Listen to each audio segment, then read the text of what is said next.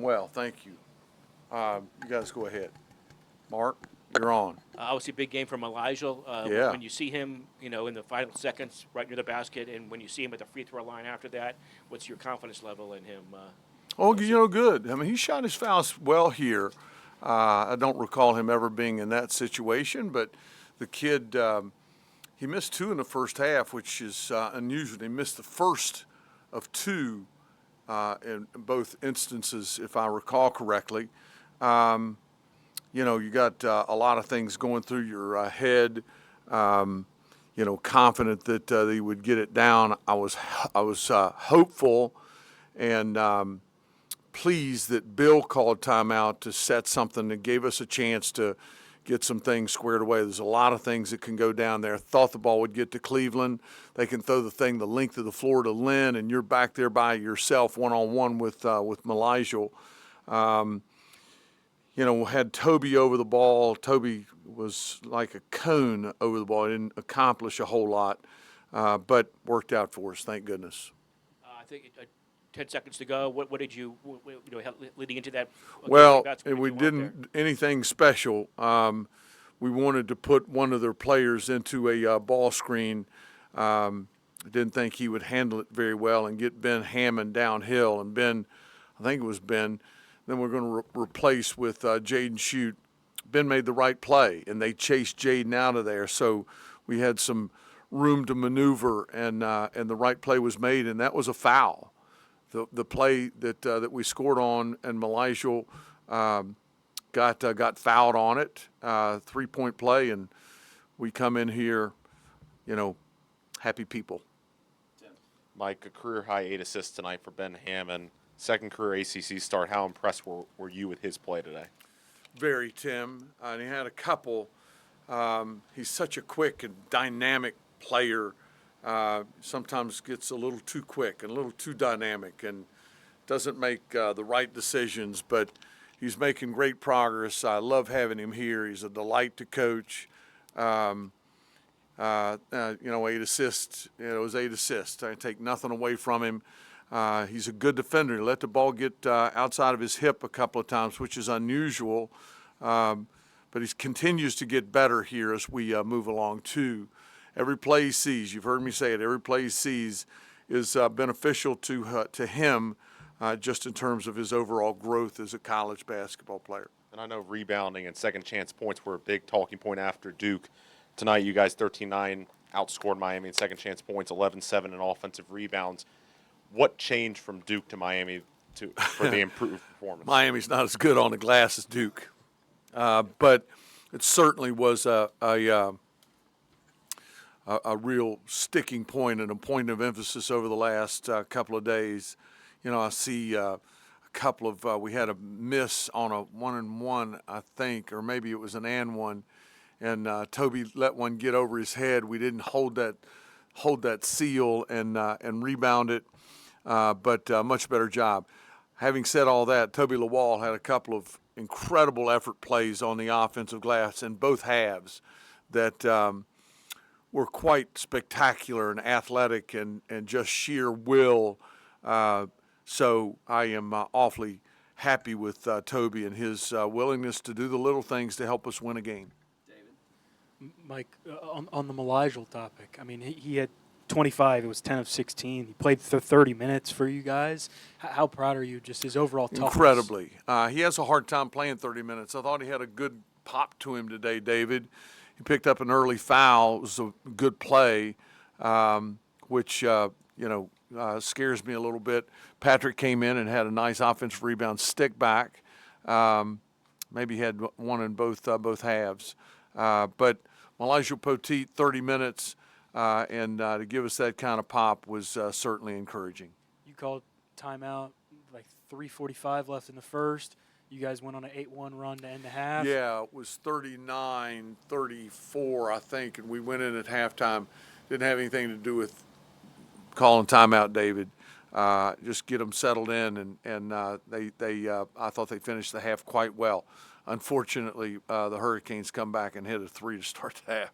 But you called timeout again in the second half. It seemed like the guys, it just kind of settled them down. Is this a group that kind of responds well after timeouts, you think? I think it's a group that you kind of need to get them recentered from time to time, as much as anything. And here's what we're looking at. Here's the situation.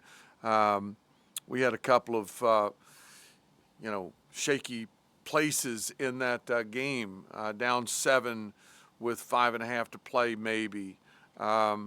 Some not so comfortable, but encouraging to see them continue to fight and hang in there and make good basketball plays. So many points in the paint from Elijah and Toby today.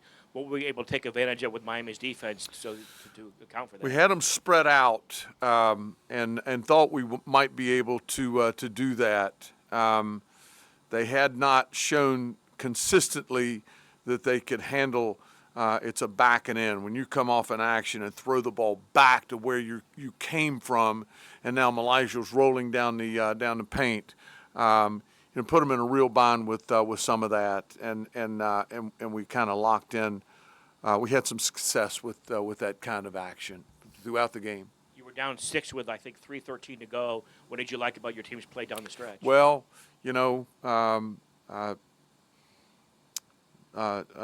great level of resolve and hanging in there and believing in yourself and believing in your teammates. I thought they handled themselves with aplomb. In a sticky situation at home with the Hurricanes in there was encouraging to watch. Mike, how important with all these new pieces to get this first win this season over a power conference opponent? How important is it for kind of the culture and the team camaraderie? Yeah, needed it bad, Tim. It's a great point and certainly one that I've considered.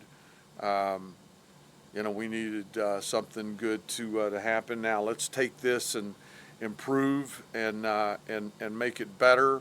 We'll have tomorrow off and 2 days of practice. We'll head out to San Francisco on Monday. Hope we can get out of here and beat that storm. So we needed it. Look forward to what lies ahead on Monday.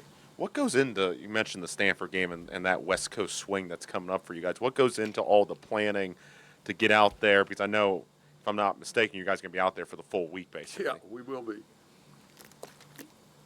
Stephanie's done a masterful job. Stephanie Boleyn, our incredibly talented chief of staff, just in terms of, planes and stopping here and meals being delivered to the plane as we're refueling and out there. And we've got 2 hotels. We're going into Palo Alto on Monday. It's a lot that goes into it. Practice times, laundry, team meals, ground transportation. She does an incredible job for it. There's a lot, but look forward to it. Is there an excitement a little bit to get this young team that's still kind of gelling together, kind of away from Blacksburg for a week to kind of have a unique, almost like a tournament trip almost? Preseason tournament trip. I've played at both Stanford and Cal, coached at both Stanford and Cal, I should say. Haven't seen Cal nor Stanford play very much at all. We'll start that scout tomorrow with Coach Byers. I love Northern California, don't we all? Spent quite a bit of time out there through competition and this, that, and the other. I love the area. I think the weather's going to be pretty good. It's going to be a little bit better than what you guys encounter here. I look forward to getting out there. Last question, Dave. Mike, what did you like about how you guys defended Lynn today? Lynn Kidd. Well, David, he's a heck of a player, and he was a really good player for me for 3 years, and to see him develop and become the player that he became, and he's gotten better at Miami. He was 10 pounds heavier. I talked to him before the game. Post players don't like to be trapped. None of them do. It's very uncomfortable. None of us like to be trapped. He hates it as much as any player I've ever seen. Just not comfortable with it. And I could tell, and I thought we might see it. I could tell that he was looking for it as the game began. They went right at him, I believe. He knew it was coming, and he never consistently caught the ball in his sweet spot. His sweet spot is the same sweet spot for a lot of post players. It's around the block. It's around the lane line, a step off. And to kick him out of rhythm a little bit was helpful. 7 points, and that guy could come in here and score 18 to 22. We've seen it multiple times. Left hand, right hand, left shoulder, right shoulder. He's got them all. He's not shooting the ball from 15 like he did here. He only shot one. He missed it. And that kid's got a beautiful touch from 15, 16 feet. So it's good to see him. Great win for the Hokies. Jaden Shoot, seems like he's really been consistent, steady for you guys. Yeah, he has been. He's got to guard better, David. Good God. I mean, everybody we put him on, they line him up and look him right dead in the eye and go at him, and get into a jump shot. He's capable. He's long. He's tough. He's got good feet. He's got to do a better job for us defensively, but he is an incredibly gifted and important part of our team. And I've got to do a better job with him. Mike, after these losses, you were always saying, we're going to get better, we're going to improve. Did you finally see certain things today that you've been hoping for and waiting for, and they finally happened? I thought we played better in one of the losses than we did today.